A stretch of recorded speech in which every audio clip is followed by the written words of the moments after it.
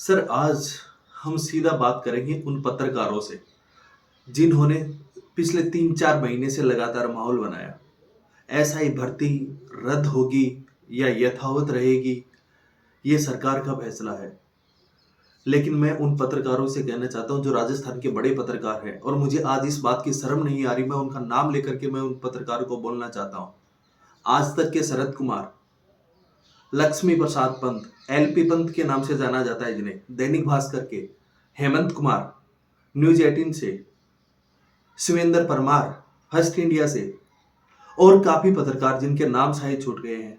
लेकिन मैं इन पत्रकारों से आज एक बात ये कहना चाहता हूं, आपने लगातार आपने एसआई भर्ती रद्द करो का हैशटैग चलाया, लगातार आपने ये जजमेंट दिया। पहला तो मुझे आप ये बता दीजिएगा, या फिर कोई भी सीनियर पत्रकार अगर इसको देख रहा हो, कहीं से भी देख रहा हो, चाहे वो भारत का पत्रकार हो, चाहे वो अंतर्राष्ट्रीय पत्रकार हो, कोई भी पत्रकार हो, पहले तो ये मुझे वे बता दीजिएगा, ऐसी कौन सी पत्रकारिता होती है जो कि जजमेंट का काम करती है, जो कि डायरेक्ट ये बोलती है कि ये करो ये ना करो। अरे भैया, अगर आप ही जजमेंट देने लग गए तो फिर न्यायालय का क्या काम है, जुडिशरी का क्या काम है? हमारे संविधान में सब लोगों को काम दिया गया है ना। कार्यपालिका अपना काम करेगी, व्यवस्थापिका अपना काम करेगी, न्यायपालिका अपना काम करेगी, मीडिया तो चौथा स्तंभ है। क्या मीडिया आज न्यायपालिका की भूमिका में आना चाहता है क्या? चलो ठीक है, आप आ गए न्यायपालिका की भूमिका में, आपने दे दिया जजमेंट कि एसआई भर्ती रद्द करो। मान लो एसआई भर्ती रद्द हो गई, तो सुनो पत्रकार महोदय, आपकी वजह से जो 95% निर्दोष लोग हैं उनका क्या होगा? चलो उसमें से कुछ लोग ऐसे हैं जो सक्षम हैं, शायद वो इस आघात को झेल पाएंगे, लेकिन उसका क्या होगा? एक बेलदार का बेटा इसके अंदर थानेदार बना, उस पिता ने 40 साल तक गंदगी की सफाई करते हुए अपने बेटे को थानेदार बनाया। किस लिए?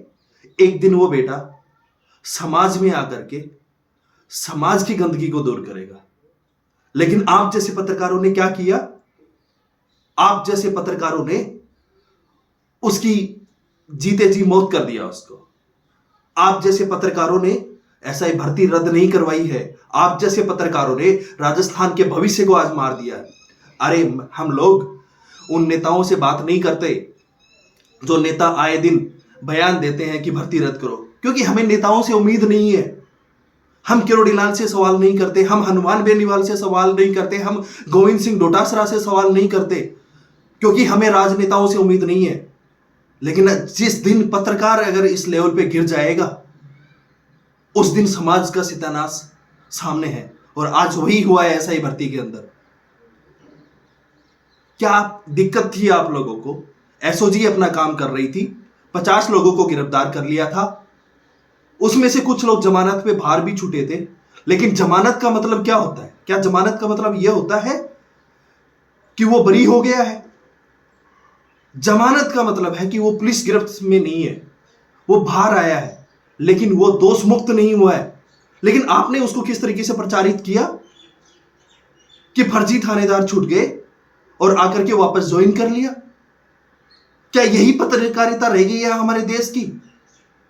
हमारा समाज किस ओर जा रहा है, हमें देखना होगा आज, और आज हमें बात करनी होगी। और मेरा उन सब सभ्य समाज और राजस्थान के तमाम लोगों को, और सिर्फ राजस्थान ही क्यों, क्या देश के उन तमाम लोगों को आज सामने नहीं आ जाना चाहिए? अरे हमारे जीते जी, हमारे देखते हुए आज 800 से ज्यादा निर्दोष और काबिल ऑफिसरों की बलि चढ़ाई जा रही है, और हम चुप बैठ जाएंगे? 15 महीने नौकरी कर चुके हैं वो। 15 महीने नौकरी करने के बाद अगर आप किसी को नौकरी से बाहर निकाल रहे हो, तो समझिए आज भारत के अंदर करोड़ों सरकारी कर्मचारी हैं, क्या उनकी जॉब सेफ रहेगी? एक नौजवान सरकारी नौकरी क्यों करता है? एक नौजवान सरकारी नौकरी इसलिए करता है क्योंकि वहां पे जॉब सिक्योरिटी है।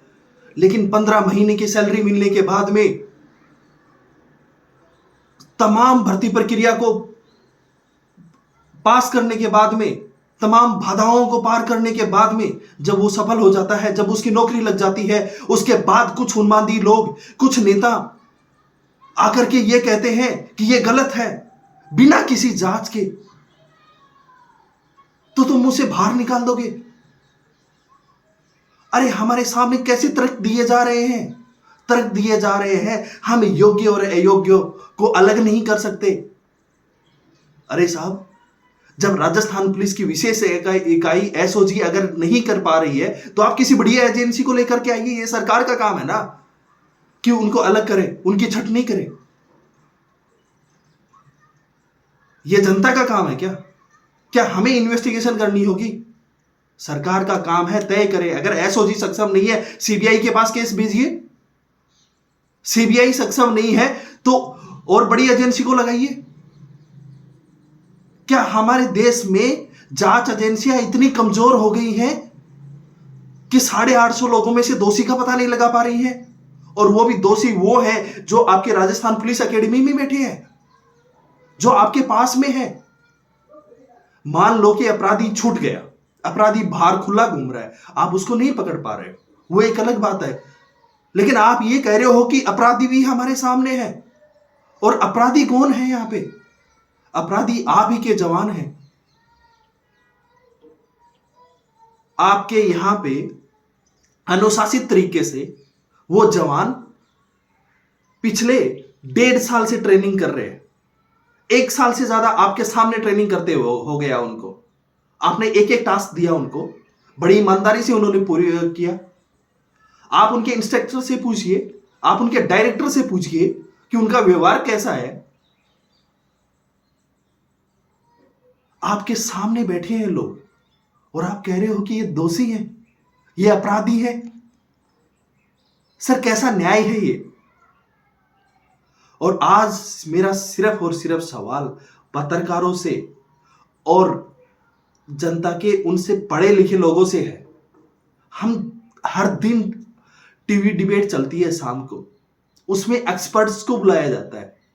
मैंने देखा ज्यादातर एक्सपर्ट्स यही बोल रहे हैं। कल मैं एक सुन रहा था, एक डिबेट सुन रहा था, उसमें सुप्रीम कोर्ट के वकील बोल रहे थे इसको तो रद्द ही कर दिया जाना चाहिए। क्यों वकील महोदय साहब, आपको क्या दिक्कत है? क्या आपको वकील नहीं बनाया इसलिए बोल रहे हो आप? वकील महोदय साहब, आप जिनको दोषी बोल रहे हो वो सरकार के सामने बैठे हैं, वो सरकार का ही हिस्सा है, वो सरकारी कर्मचारी सरकार का ही हिस्सा है। आप कैसे बोल सकते हो ये सब? और हमारी आंखों के सामने इतना बड़ा अन्याय कैसे हो सकता है? मुझे याद है, मुझे वो चेहरे याद है जब धरना प्रदर्शन हुआ था। उस समय वो लोग आए थे, एक भाई जिसकी 5 बहनें हैं,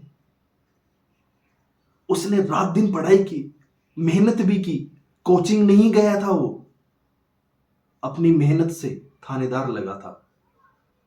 लेकिन सहन नहीं हुआ ये कोचिंग माफियाओं को कि कैसे राजस्थान के ग्रामीण परिवेश और किसान का बच्चा बिना कोचिंग के जाए थानेदार बन सकता है।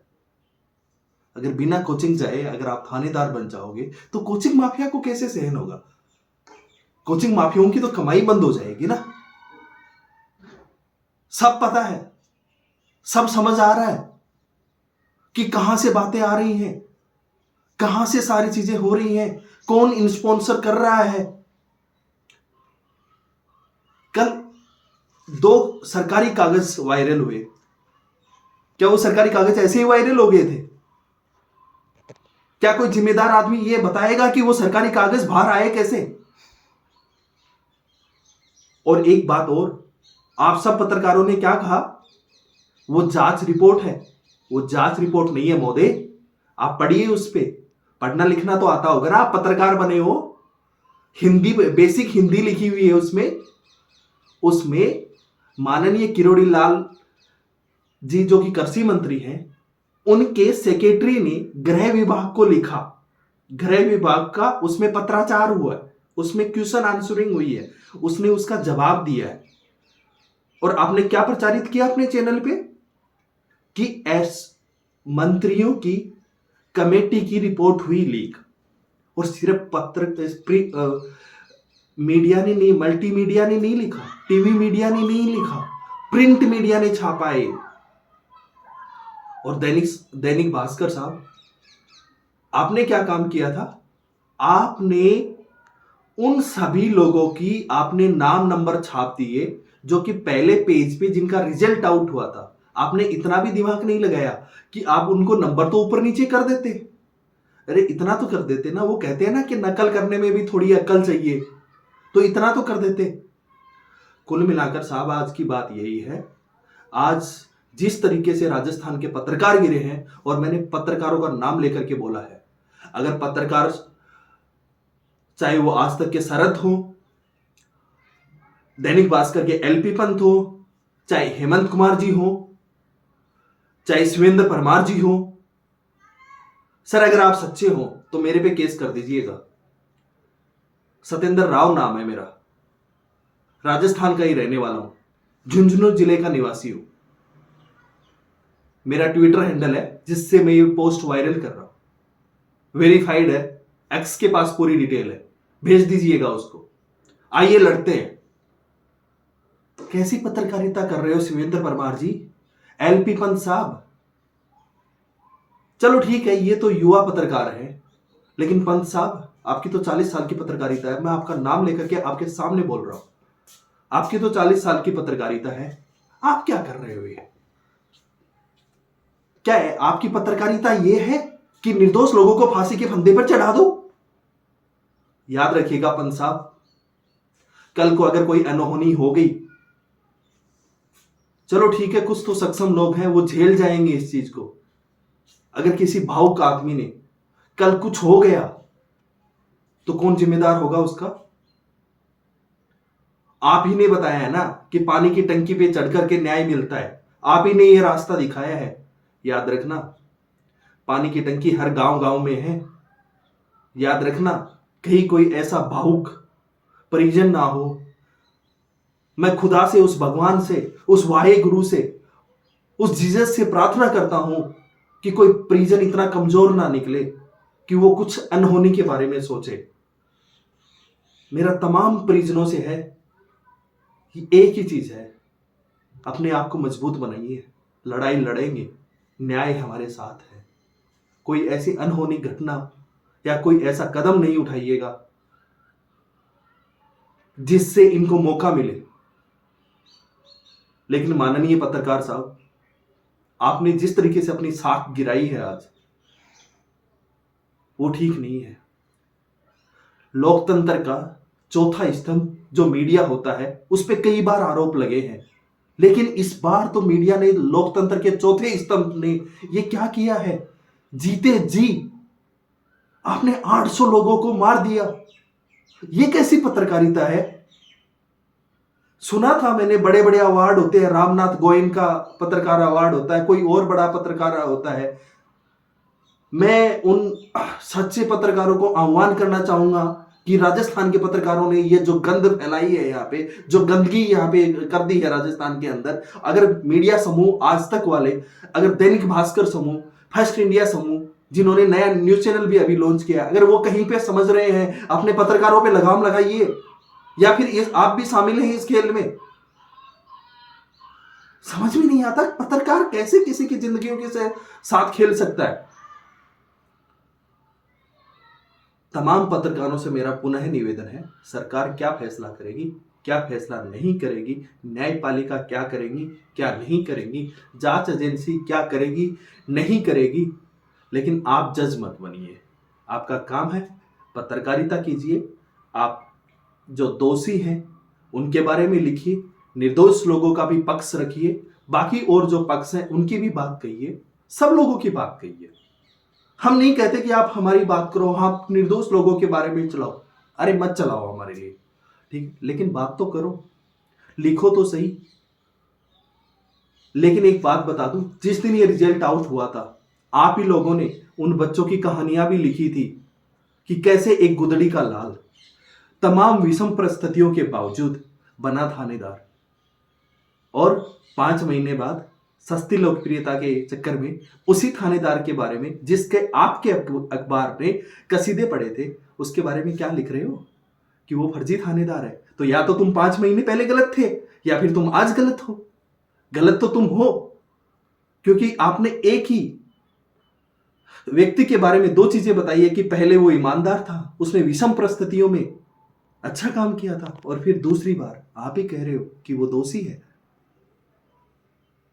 पत्रकार साहब, अपने वजूद को पहचानिए। पत्रकारों का काम होता है समाज से ऐसी चीजें निकालना जो कहीं सरकार या सिस्टम पे कहीं अनदेखी हो गई थी, कहीं रह गया था, उसको वो बाहर निकाल करके लेके आए।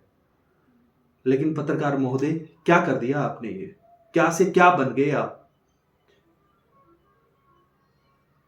क्या पत्रकार आज के दिन सरकार चला रहे हैं? क्या पत्रकार सरकारों को निर्देश दे रहे हैं? क्या कुछ तमाम पत्रकार सबको, पूरे सिस्टम को कंट्रोल कर रहे हैं और निर्दोष लोगों के साथ अन्याय कर रहे हैं? जय हिंद, जय भारत, जय भीम। मैं यही कहना चाहूंगा तमाम लोगों से, ये बाबा साहेब भीमराव अंबेडकर का देश है। आप लोग संभलिए, न्याय की बात कीजिए, न्याय के साथ खड़े होइए। जय हिंद।